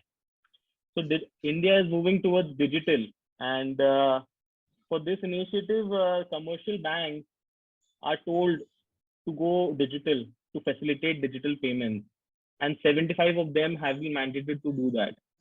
So this is a huge step towards going digital. So this is one of the things that have caught my eye. The third, as we discussed, the star of the budget is the PM Gati Shakti plan, and this is going to be huge. What is PM Gati Master Plan? PM Gati Master Plan is a platform on which the government has integrated 16 ministries, including roads, railways, and other ministries that are into infrastructure. Earlier, what used to happen was there, for an example, there was a bridge going above a railway track. So there were dozens of approvals that needed to be taken from different departments. Right. And that project, which can be executed in 6 months to a year, maximum 1.5 years, was delayed for 10 years just for the sake of approvals. बराबर. ये कितना बड़ा pen है, ये हम सब ने bear किया है, हमारी सिटीज में बेयर किया है कि जो प्रोजेक्ट्स अनाउंस हो जाते हैं, हाफ डन हो जाते हैं, उसके बाद वो लटक जाते हैं और 10-10 साल तक खींचे चले जाते हैं. उसमें हमारे टैक्स पेयर्स का ही पैसा यूटिलाइज होता था और वेस्ट होता था. इस पीएम गति मास्टर प्लान से the leadership and the policy makers have tried to integrate all those ministries on a digital platform and have promoted them to take faster measures so that the projects don't get delayed. So this is going to be a game changer. इससे last mile accessibility बढ़ेगी, rural sector का output बढ़ेगा, job opportunities बढ़ेंगी, entrepreneurial opportunities बढ़ेंगी, और जैसे कि हमने बात किया सबसे मेन है कॉस्ट इफेक्टिवनेस बढ़ेगी। पीएम गति शक्ति में multi modal connectivity and logistics को प्रमोट किया गया है। उसका मतलब ये होता है कि अलग अलग मोड ऑफ ट्रांसपोर्ट को वो इंटरकनेक्ट करना चाहते हैं। जैसे कि अगर आप दिल्ली गए होंगे तो आपको पता होगा, दिल्ली एयरपोर्ट पे आप उतरते हैं तो उसी में एक मेट्रो का एक्सेसिबिलिटी है। उस मेट्रो से आप जा सकते हैं हमारे लोकल रेलवे स्टेशन पे, सफदरगंज एयरपोर्ट रेलवे स्टेशन जा सकते हैं, अदर लोकल रेलवे स्टेशन जा सकते हैं। इस तरह का मॉडल से क्या होता है कि हमें एक ऑर्गेनाइजेशन से निकल के, एक इंस्टीट्यूशन से निकल के दूसरी जगह जाने की जरूरत नहीं पड़ती है। हम इंटरकनेक्टिविटी से ईज ऑफ एक्सेस हमें मिल जाता है। इस चीज को प्रमोट किया गया, और ये चीज सिर्फ for the easy access of people नहीं है, ये अब चाहते हैं कि easy access of goods and services भी हो। हर एक पूरे देश को इंटरकनेक्ट करके वो चाहते हैं कि cost of raw material, cost of goods, cost of services can be brought down so much that the local businesses, the MSMEs benefit out of it. So Devesh, they have promoted about goods and services cost. So direct impact होता है FMCG और retail में, correct? So ज्योति जी, आप retail और FMCG का growth कैसा देख रहे हैं? उसके लिए थोड़ा आपको मैं विवरण समझा दूं कि भारतवर्ष ऑलमोस्ट 50% भारतवर्ष डिपेंड करता है एग्रीकल्चर के ऊपर, आइदर डायरेक्टली और indirectly.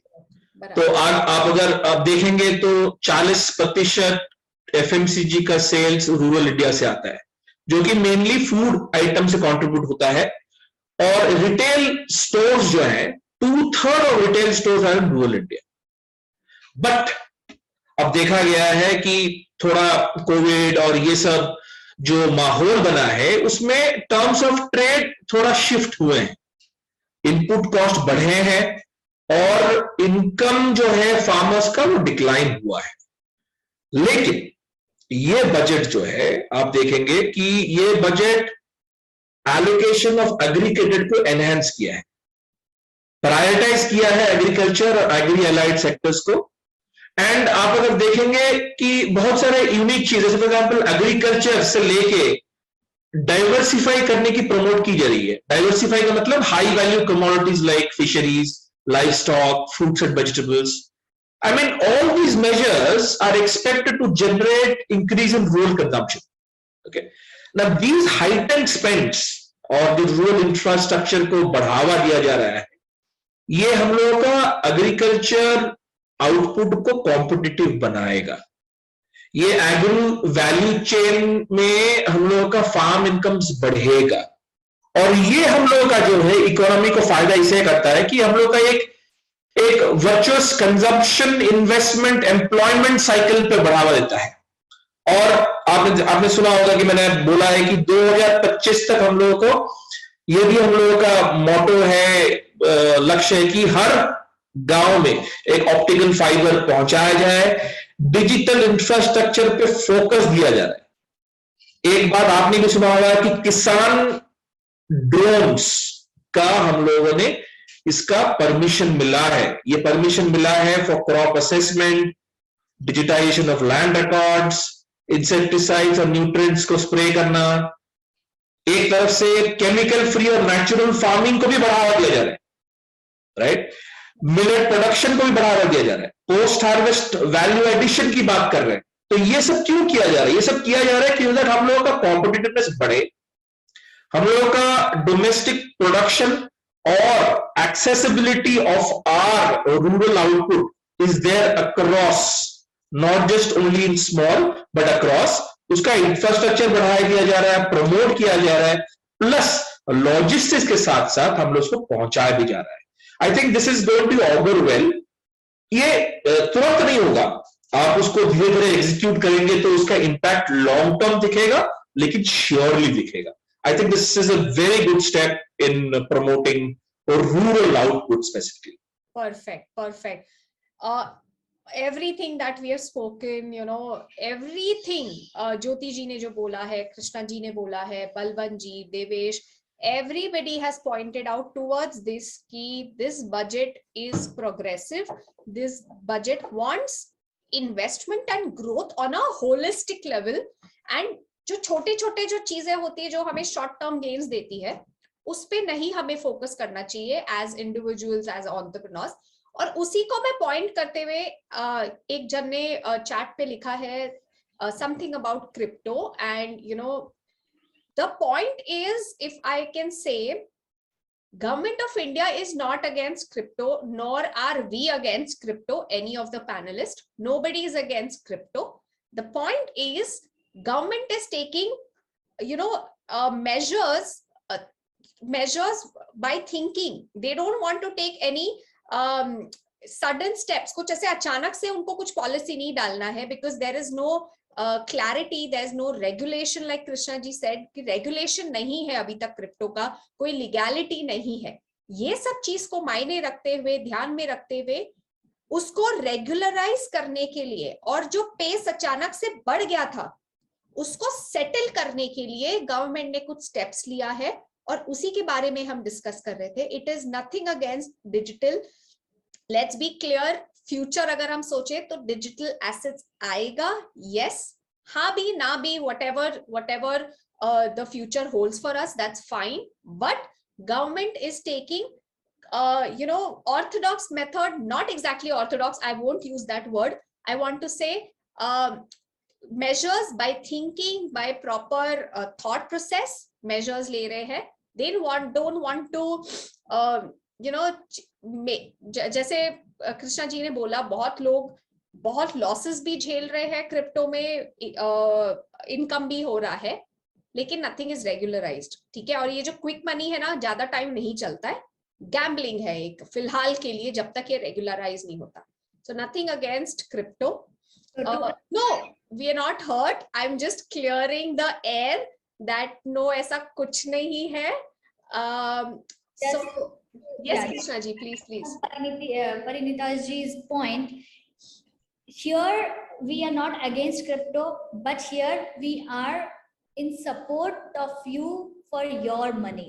It is your money, and अगर government वो ये step नहीं लेता तो हो सकता है we could have seen some more, your hard earned money going somewhere which is not yet regularized. जैसे हमने बोला कि by chance if you see a loss or you see the coins getting vanished, then whom do you reach out? तो उन्होंने अगर कोई step लिया है, गवर्नमेंट ने अगर कोई स्टेप लिया है, तो वो आपके हित में लिया है. तो जब तक वो रेगुलराइज नहीं होता है तब तक के लिए ये स्टेप उन्होंने लिया है. But we will be seeing RBI is working towards creation of virtual assets which hopefully should come by FY23.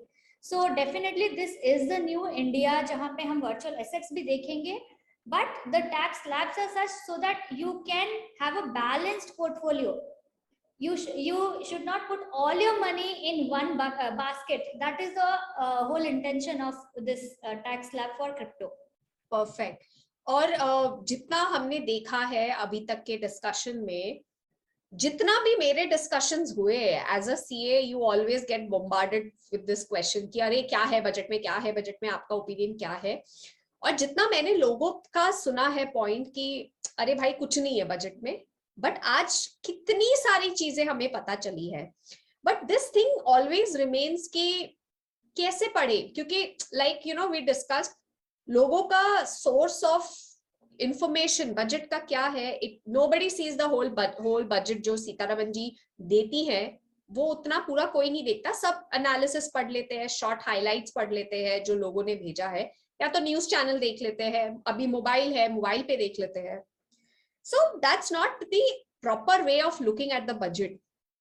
So if I can आपका ओपिनियन मैं जान सकूं हर एक पैनल का कि बजट पढ़े कैसे, what is the easy way plus more informative and more conclusive way of reading the budget, कैसे होता है ये, क्योंकि आज भी नहीं, बजट तो हमेशा हर साल आएगा जो आप पढ़ोगे, तब कैसे वो देख सकते हो? प्लीज अगर आप गाइड कर सके। So I would just like to take 1 minute on this Sure, because please. yes, means the point is very clear that अगर हम बहुत पास में जाके देखें तो बिजनेस करने के बहुत अलग अलग पर्सपेक्टिव रहे हैं और हरदम रहेंगे। तो जैसे एग्जांपल के तौर पे हम एक टाइम पे मनी लेंडर्स होते थे और मनी लेंडर्स किसी को भी जरूरत पड़ने में पैसा देते थे और उसके ऊपर कुछ भी रेट ऑफ इंटरेस्ट अपने आप से चार्ज करते थे जिसका कोई रिकॉर्ड्स नहीं होता था। और अगर आप नहीं दे पाते थे तो they used to recover it from taking your land और एनीथिंग। तो whether that policy was good or either the government has subsidized or been substantially उस पॉलिसी को लेके आई जिसकी वजह से ये सब चीजें थोड़ा एक रेगुलर हो पाया और हम लोग के लिए चाहे किसी एक डायरेक्शन मिल पाया कि हम जो ये काम करने जा रहे हैं वो सही होगा या नहीं होगा। वो हम एक आज के टाइम पे हमारे पास एक नॉलेज है, एक वैल्यू है और एक पॉलिसी सिस्टम है। तो जो अभी क्रिप्टो करेंसी के सेंस में जो आने वाला है, जो आएगा, वो अभी उसकी बहुत ज्यादा क्लैरिटी नहीं है। एक वर्चुअल स्टेटमेंट आया है कि yes this to be taxed and this need to be means taken care. Yes, उसके पैरामीटर में क्या चीजें आएंगी, एटलीस्ट हम उसमें जाके देख पाएंगे कि यस ये है, यहाँ जाना है या नहीं जाना है। तो वो वाला पैरामीटर अभी हम लोग जज कर पाएंगे, क्योंकि आप फाइनेंशियल स्टेटमेंट में अगर कहीं इन्वेस्टमेंट करते हैं और लॉस हो जाता है तो कोई प्राइवेट कंपनी आपके साथ खड़ी नहीं होती है। आप कुछ भी कर लो, आप उसके जो 10 पन्ने के 2000 स्टेटमेंट होते हैं छोटे छोटे लिखे हुए, वो कोई नहीं पढ़ता है। तो जनरली एक ऐसा ही थॉट प्रोसेस है टेक्नोलॉजिकल टर्म्स में। तो वो उन पार्ट्स पे हम लोग फोकस कर रहे हैं कि यस जो चीजें आई हैं उससे चीजें और बेहतर हो पाएंगी, तो वो चीजें हमने यहाँ बताने की कोशिश की है। Apart from this, being an Tally as an technology company, हम लोग लगातार ये प्रयत्न कर रहे हैं कि जो भी मॉडिफिकेशन, पॉलिसीज, गाइडलाइंस और एमएसएमई या बिजनेसेस को जो भी जरूरत पड़ रही है वो हम अडॉप्ट कर सके। क्योंकि जनरली क्या होता है, हम आपकी मदद तभी कर पाएंगे जब हम अच्छे होंगे। लाइक जब आप एरोप्लेन में जाते हैं तो गाइडेंस दिया जाता है कि आप दूसरों को मास्क पहनाने से पहले खुद को पहनो। तो जैसे अब हम बात कर रहे हैं कि हमें लोगों को हेल्प करना है, अगर मैं इक्विप्ड नहीं हूँ टेक्नोलॉजी पे, तो जब पेंडेमिक सिचुएशन आया तो क्या हमारे जो कॉल सेंटर के लोग हैं वो डिजिटल प्लेटफॉर्म पे इक्विप्ड थे कि घर बैठ के काम कर सकें? क्या मेरा पार्टनर नेटवर्क जो 22,000 लोगों का पार्टनर नेटवर्क है, क्या वो लोग जो आप लोग के इंडिया के किसी भी कॉर्नर में आपको डिजिटली टच कर सकते हैं, वो लोग तैयार थे? तो yes, these are few changes which we are looking forward with the someone is asking on education sector and anything. So certain changes which we have taken कि ये टेक्नोलॉजिकल डेवलपमेंट अगर मैं अपने लिए नहीं करता हूं, अगर मैं उस पे जाके खड़ा नहीं उतरता हूं, तो मैं दूसरे के लिए खड़ा नहीं हो पाऊंगा। तो the initiative is somewhat कि if we will practice, we will do it for the benefit of others, so you will definitely get a benefit, or if you will definitely get a mileage out of that. So similarly currently अगर हम देखें, आज भी हम अगर pandemic situation से पूरी तरीके से बाहर नहीं आ पाए हैं, तो we are ready with the futuristic demand, like people are asking for virtual usage of Tally on cloud. So we have come up across with the tie-up of most trusted brand, Amazon Web Services. So the people can use Tally on these platforms. Tally on AWS is one of the part. So these are few of the important things which we need to think for our people, our associated businesses. If we will make equipped ourselves on these parameter, if we will get into the knowledge and policies into depth, then definitely it will be supportive where to go, where not to go. So definitely with these words, I would like to add that budget, yes, the budgets will definitely come year on year. We need to participate into it in a positive direction and a positive mindset to get their investment and the earning possibilities in that direction only. So that is all from my end. Wow, superb, Balwant-ji. Tally has been a great partner in the country's growth, and like you rightly said कि budget आएगा, ये हमारा it's our responsibility कि हम इसको किस तरह से देखते हैं, हम इसको किस तरह से, किस नजरिए से देखते हैं, किस नजरिए पॉजिटिव नजरिया रखना बहुत ज्यादा जरूरी है, और एक्सपर्ट्स पे रिलाई करना कि एक्सपर्ट्स क्या बोल रहे हैं, उनका ओपिनियन क्या है, ये देखना बहुत ज्यादा जरूरी है.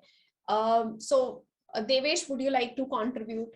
What is your take? How do you see budget every time? So coming from diverse fields, diverse industries, my main viewpoint has always been one: never miss the budget when it is live. Never ever miss the budget when it's live. The purpose I'm saying, the reason I'm saying this is because there is a reason the budget is this thick when it used to be on the paperback. Now the budget has gone digital.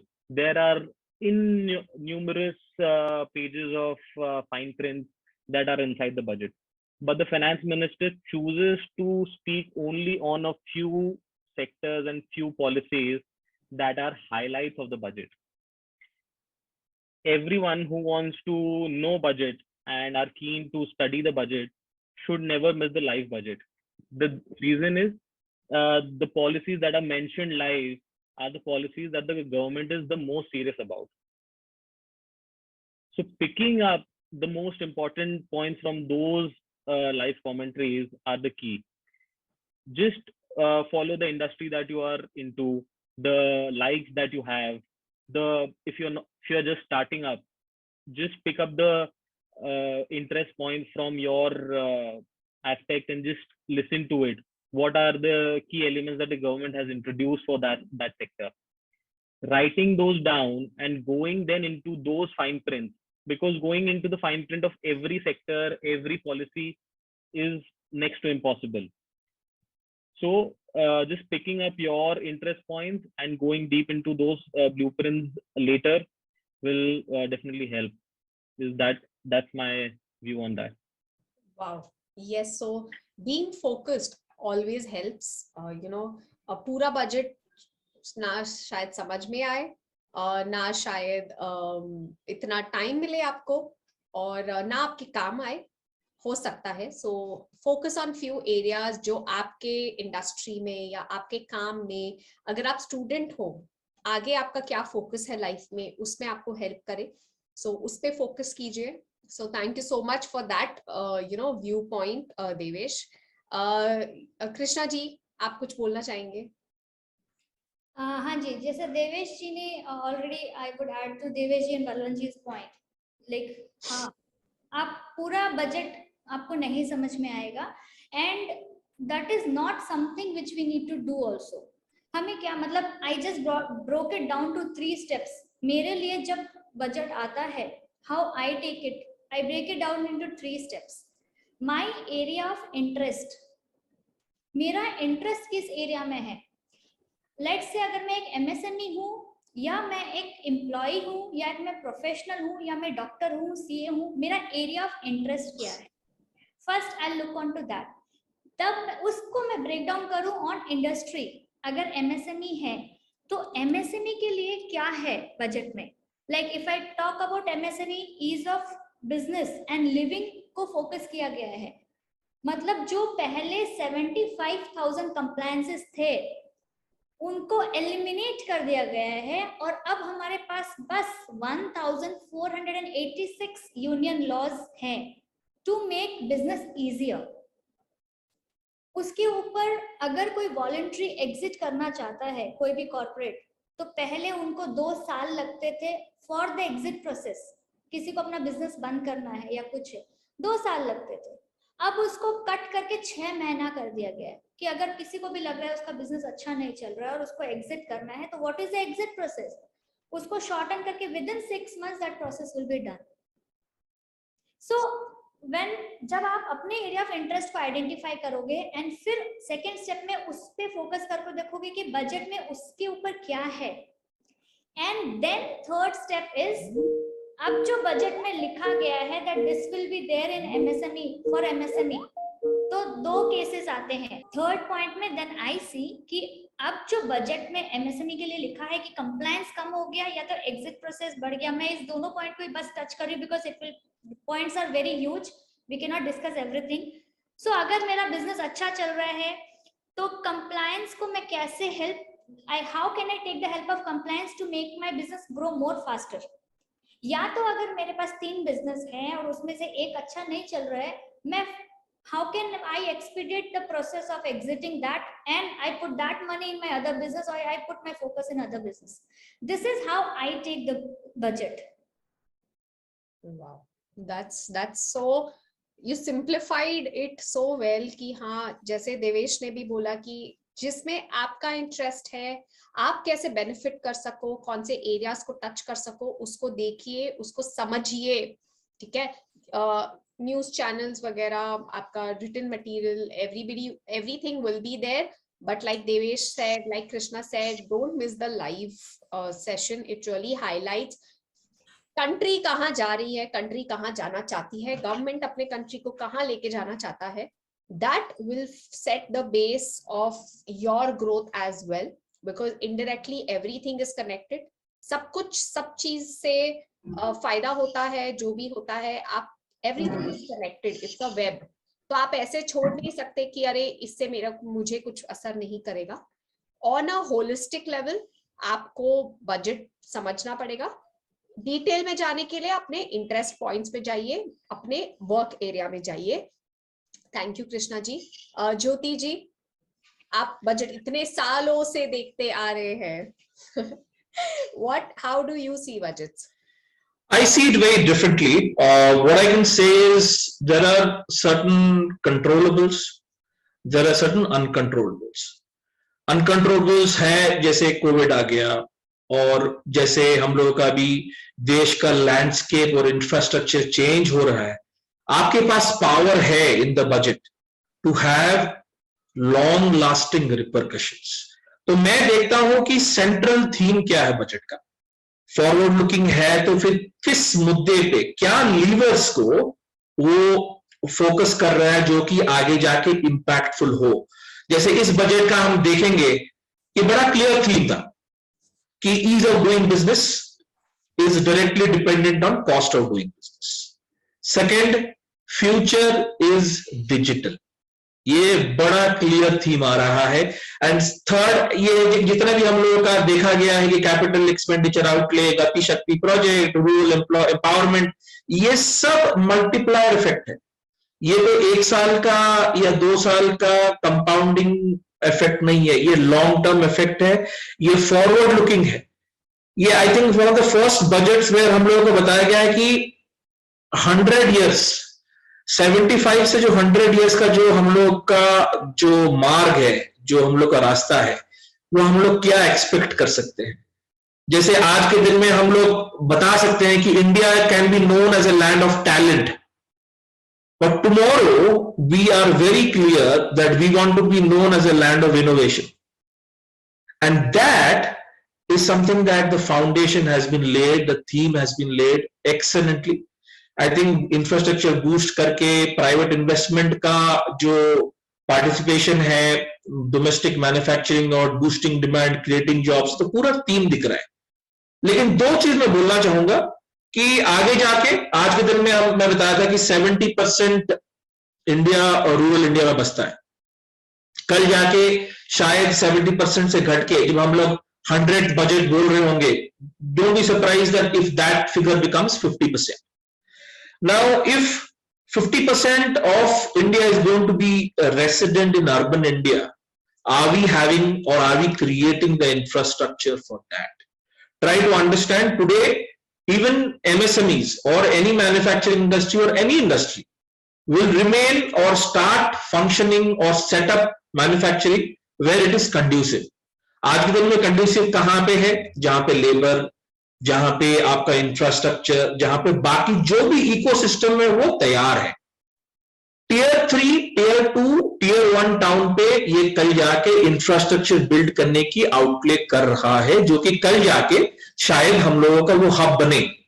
लेकिन उसके साथ साथ हम लोगों का manufacturing का जो transport है, जो मैन पावर का जो लॉजिस्टिक्स है, ये सब हम लोग तैयार और उसका फाउंडेशन दे रहे हैं. सो 2 चीज है जो कि इंपॉर्टेंट है इसको सक्सेसफुल बनाने के लिए. एक है एग्जीक्यूशन, जो कि बहुत ही जरूरी है. ट्रांसपेरेंट एग्जीक्यूशन बहुत जरूरी है for every milestone to be laid out, and the proof कि ये सक्सेस हो रहा है will only come when you see private sector investments जो कि आ रहा है इस पे.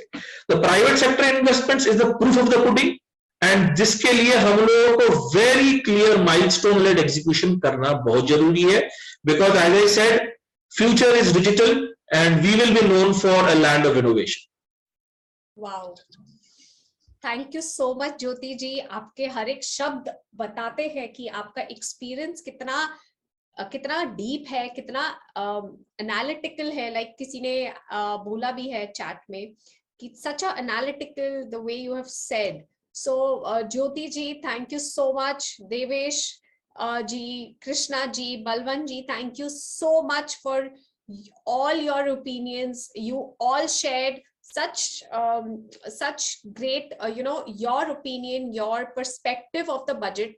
अलग अलग फील्ड में, अलग अलग नजरिए से, अलग अलग तरीके से हर आपने एक अपने फील्ड चूज करके उसको इतने अच्छे से एक्सप्लेन किया है कि बजट को एक तरह से मत देखिए, घोड़े की नाल मत लगाइए. आपको खुला पर्सपेक्टिव रखना पड़ेगा, आपको एक ब्रॉडर व्यू में देखना पड़ेगा बजट को. जैसे गवर्नमेंट देखना चाहती है, गवर्नमेंट चाहती है आप भी देखें. ठीक है. सो समराइजिंग, आप बजट कैसे देखोगे? जैसे ज्योति जी ने बोला, 1-2 लीवर चूज कीजिए कि गवर्नमेंट ने किस बेस पे बजट बनाया है, राइट? किस 1-2-3 मुद्दे, जो मेन मुद्दे गवर्नमेंट छूना चाहती है, वो कौन से है, उसको पढ़िए. उसके बाद अपने इंटरेस्ट को चूज कीजिए, कौन से इंटरेस्ट में आप डीप डाइव करना चाहते हैं. जैसे कृष्णा जी और देवेश ने करेक्टली बोला, अपने इंटरेस्ट को चूज कीजिए, अपने काम को चूज कीजिए. काम से रिलेटेड आपको क्या क्या यूज आएगा वो आप देखिए. उसके बाद आप बजट पढ़िए, एक्सपर्ट्स की सुनिए, न्यूज़पेपर पढ़िए, ऐसे सेमिनार्स अटेंड कीजिए, न्यूज चैनल्स देखिए, बट अपना पर्सपेक्टिव, अपना ओपिनियन ब्रॉड रखिए. लोगों की बात में मत जाइए, अपना ओपिनियन बनाना सीखिए, अपना रिसर्च करना सीखिए, एंड लाइफ बजट मत मिस कीजिए. So thank you so much everybody, thank you so much all the participants. We are way out of time and I think ये discussion endless है. ठीक है, इतना सब कुछ है बजट में डिस्कस करने के लिए, बट हाँ, हम सब प्रोफेशनल्स हैं, हम सब बिजी है, और उस बिजी स्केड्यूल में से जितने भी पार्टिसिपेंट्स आज हमारे साथ यहाँ पे आए, thank you for listening to us, thank you for asking your questions. Like I have always said, it takes a lot of courage. बहुत ही हिम्मत लगती है अपना ओपिनियन रखने के लिए, अपना क्वेश्चन भी पूछने के लिए. सब लोग अपना क्वेश्चन भी नहीं पूछ पाते हैं. सो जिन्होंने भी क्वेश्चन पूछा, जो हमें क्वेश्चंस भेजे थे पहले भी, उनके लिए भी धन्यवाद. हम अपने क्वेश्चंस फॉर्म कर पाए आपके क्वेश्चंस पे based. So thank you so much for everything. Thank you MSME Business India Forum again and Tally for hosting this, bringing such great experts on this platform. India के अलग अलग जगह से हम मिल पाए. I got to know these professionals, such amazing experience. मुझे इतनी चीजें सीखने को मिली. So thank you so much for all of it. Also budget बहुत important है. Please budget हमेशा पढ़िएगा. On an ending note, I would like to repeat what Narendra Modi ji had said yesterday, because मुझे इतना impact किया है. It is just in my mind. अवसर तेरे लिए खड़ा है, फिर भी तू क्यों पड़ा है? तेरा कर्म क्षेत्र बड़ा है, हर पल है अनमोल. अरे भारत उठ, आँख खोल, बजट देख, उससे सीख, उससे बढ़. Thank you so much everybody. Thank you so much. Thank you so much, Priyanka ji. Thank you so much for comparing and being the Sutradhar. Thank you so much. Thank you so much. My pleasure. Thank you for being an amazing host, and thank you for your insights and the way you drove it. It was really keeping the session engaging. And really thank you to all the panelists for joining hands, and thank you to all the participants for being such active participants and sharing your questions. Yes, thank you so much. Thank you so much. Pleasure everybody. Thank you. Thank you Krishna ji. Thank you Jyoti ji. Thank you Parinita ji. Thank you Devesh ji. Bye bye. Signing off. Bye. A great day. Thank you. Thank you. Bye bye. Balwant ji, so everybody, we all experts are there on LinkedIn. You can connect with us there. If any platform, I would request the experts, if you're comfortable to share any other mode of communication to you, please आप chat box में लिख दीजिए. People will be, I think they will be happy to connect with you. We are also there on LinkedIn. Balwan ji, if you could help people out की recording कहाँ मिलेगी उनको, if you can help that out. Yeah, the recording Tally used to just put it on their own that YouTube channel, Facebook, Superb. and whatever the digital channel and platforms which we are using, the video will be available in that. Superb. So YouTube पे जाइए, Tally का channel देखिए, आपको recording मिल जाएगी. So thank you so much. I'm putting everybody's full name. Thank you so much, Krishna, for the LinkedIn, the link that really eases out. But also I'm putting everybody's full name, so you can search them on LinkedIn. Superb. So everybody, okay. So everybody is putting their handles, so I won't put the name. I'm putting my name because I don't have the handle handy right now. So you can search for my name. Devesh, I've put your name. Any other mode of contact, please. Pramod ji, you had raised your hand, I think. Do you want to share something? You can write it in the chat box. So thank you so much, everybody. Signing off. Have a great, great day. Hope you grow by leaps and bounds.